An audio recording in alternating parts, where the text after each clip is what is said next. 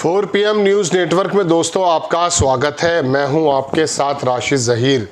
चंद्रबाबू नायडू का प्रिंट में एक लेख, एक इंटरव्यू छपा, जिसके संबंध में जब बातचीत चल रही है तो लग यूँ रहा है कि ये जो परिसीमन का मामला और जाति जनगणना और ये तमाम चीज़ें जो मामले आने वाले हैं, वो जाहिर सी बात है अपने अपने प्रदेशों में जो प्रदेशों को चलाने वाले मुखिया हैं उनकी चिंता का विषय है। और साउथ में जिस प्रकार का मैं आपको बहुत पहले बता चुका, जब स्टालिन ने बुलाई थी बैठक है, उस समय मुझे लगा यूं कि उत्तर प्रदेश के योगी आदित्यनाथ भी उसमें शामिल होने चाहिए। उसमें मध्य प्रदेश के चीफ मिनिस्टर हों, यानी कि बीजेपी के चीफ मिनिस्टर भी उसमें जाने चाहिए। हिंदी पट्टी के जो प्रदेश हैं उसके चीफ मिनिस्टर भी वहाँ जाने चाहिए, क्योंकि ऐसा तो है नहीं कि दक्षिण के संबंध में, दक्षिण के भविष्य के बारे में कोई बातचीत चल रही है तो उसकी फिक्र उत्तर को नहीं होनी चाहिए।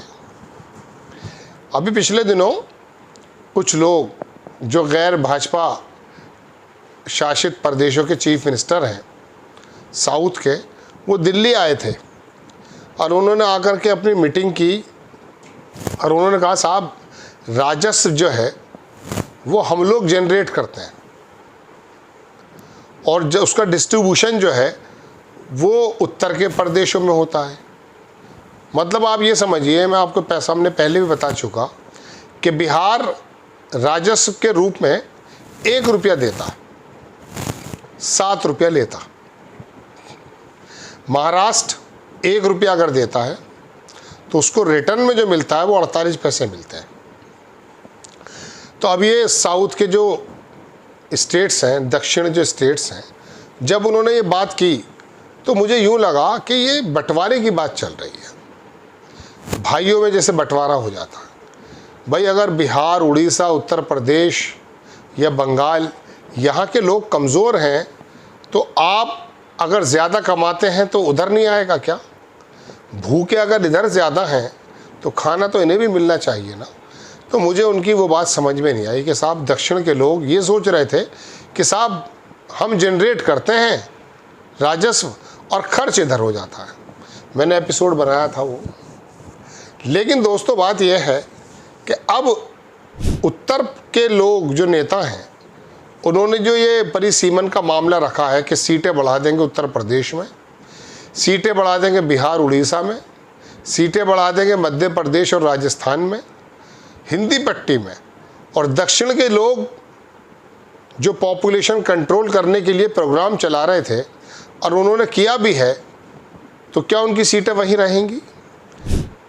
तो हालांकि अमित शाह का बयान था इसमें कि जो दक्षिण की सीटें हैं वो कम नहीं होंगी, लेकिन वो दूसरी बात नहीं कह गए कि दक्षिण की कम नहीं होंगी, मान लिया, लेकिन आप उत्तर की सीटें तो बढ़ा देंगे। अगर आप उत्तर प्रदेश की 80 की जगह 120 कर देते हैं तो आप तो यहीं से सरकार बना लीजिएगा। सरकार 272 आपके यहीं हो जाएंगे। ये है वो कंसर्न जो चंद्रबाबू नायडू ने, ये बात तो नहीं कि जो मैं कह रहा हूँ, बल्कि अलबत्ता ये है कि अगर हमारी सीटें इतनी रहीं और आपकी सीटें ज़्यादा हो गई, यानी कि उत्तर की ज़्यादा हो गई, तो आपका प्रतिनिधित्व ज़्यादा बढ़ जाएगा। अब भी बढ़ा हुआ है बनिस्बत दक्षिण के। तो ये बात सोचने में तो कोई गलती नहीं है। मैं एक मिसाल दे के अपनी बात को आगे बढ़ाऊंगा। एक फिल्म आई थी गिरफ्तार, अमिताभ बच्चन थे उसमें। तो अमिताभ बच्चन, एक कोर्ट के अंदर एक सीन है, तो वो कहते हैं कि माय लॉर्ड, इकबाल की जो हाइट थी वो लगभग इतनी थी, यूँ करके करते हैं वो। फिर बोले नहीं शायद इतनी रही होगी, फिर वो बोलता कि इतनी रही होगी, इस तरह की बातें करते हैं।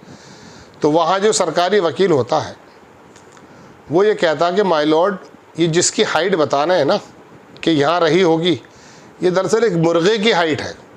क्या मुर्गा इतना बड़ा हो सकता है? तो अमिताभ बच्चन उसमें ये कहता है कि सर रुकिए तो सही, अभी दूसरा हाथ आने दीजिए।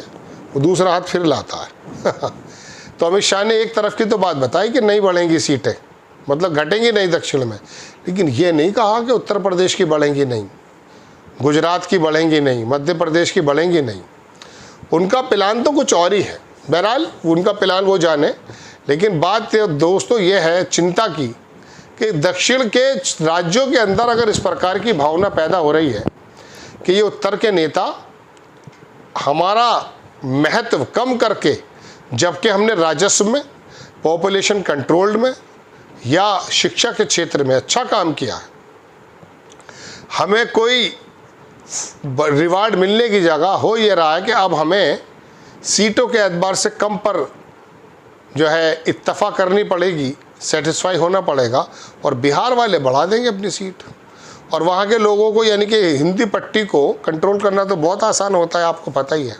एक नारा लगा दो, नेता बन जाता है आदमी। धार्मिक हो तो अभिनेता भी बन जाता है।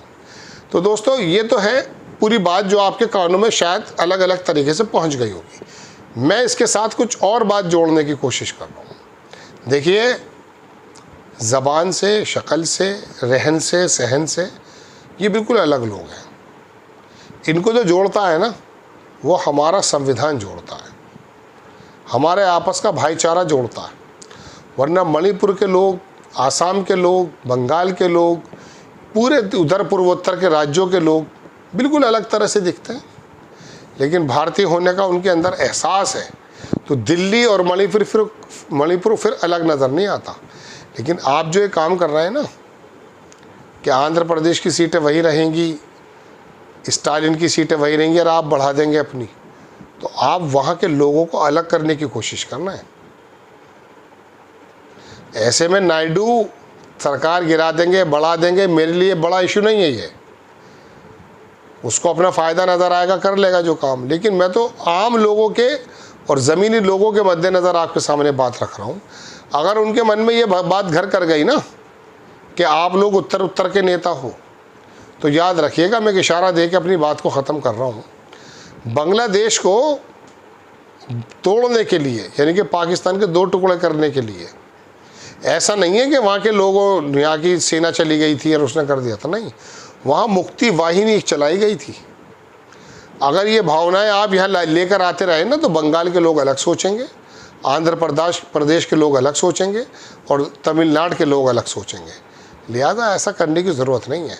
अगर वह कांग्रेस ज़माने से नहीं है, तो कांग्रेस ने कभी वह विघटन वाली नीतियाँ नहीं लगाई हैं, अलगाव वाली नीतियाँ नहीं लगाई हैं। अब चंद्रबाबू नायडू के डर में आप सरकार ऊपर नीचे करते रहिए, ये बड़ा इशारा नहीं है, ये तो अपना जो है मामले को बचाने की बात है। लेकिन बतला तो यह है कि वहाँ के लोगों के दिलों में क्या बात पैदा हो सकती है। स्टालिन अगर 6-7 प्रदेशों को इकट्ठा करके ये बात कर रहे हैं, तो क्या आप समझ रहे हैं वहाँ के लोगों को ये मैसेज करने में नहीं जाएगा? आप कभी ज़बान से हमला करते हैं, नहीं साहब हिंदी पढ़नी पड़ेगी, नहीं साहब तमिल हटा दीजिए, संस्कृत ले आइए। अरे अब चुप रहिए। इन चीज़ों में बात करने की बात यह है कि आप वर्गों को नहीं बांट रहे हैं, अब आप क्षेत्रों को बांट रहे हैं। आपने एक ही वर्ग को अलग कर दिया था, वही काफ़ी है। आपको खबर कैसी लगी अपनी राय कमेंट्स बॉक्स में ज़रूर दीजिए। चैनल को सब्सक्राइब कीजिए, शेयर कीजिए। नेक्स्ट टाइम मैं किसी खबर के साथ हाजिर होता हूँ। जय हिंद।